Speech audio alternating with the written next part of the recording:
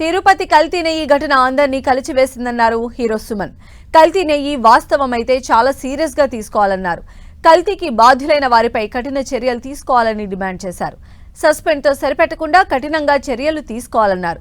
Retired జడ్జితో విచారణ జరపాలని, లేదంటే ప్రత్యేక అధికారులను నియమించి కల్తీపై నిజాలు తేల్చాలన్నారు సుమన్. ఎంతవరకు దీంట్లో వాస్తవాలు ఉన్నాయి, ఎంతవరకు అన్నీ అలా ఉన్నాయా కాదా అనేది ప్రోబ్ పెట్టాలి. చాలా అంటే దీనికి ఏంటంటే ఒక ఇన్వెస్టిగేషన్ టీంతో ఇది చెయ్యాలి. బట్ నేనేమంటున్నానంటే ఇది ఒకవేళ నిజం కల్తీ జరిగింది, కల్తీ చేసిన మట్టుకి చాలా తప్పు అండి.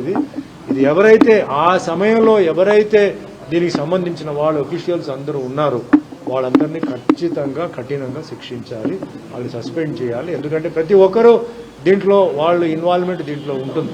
ఏది మాకు తెలియకుండా జరిగింది, మాకు తెలియదు అది చెప్తే అది ఎక్స్క్యూజెడ్. ఎందుకంటే చాలా మందికి పదవులు ఇచ్చారు, పొజిషన్ ఇచ్చారు, మిమ్మల్ని చూసుకోమని చెప్పి ఇచ్చారు. ఒక దేవస్థానం పదవి అంటే మామూలు కాదు. అది అంత ఇచ్చిన అంత పవిత్రమైన ఒక గుడిలో మాకు తెలియకుండా జరిగిందంటే that means you are irresponsible.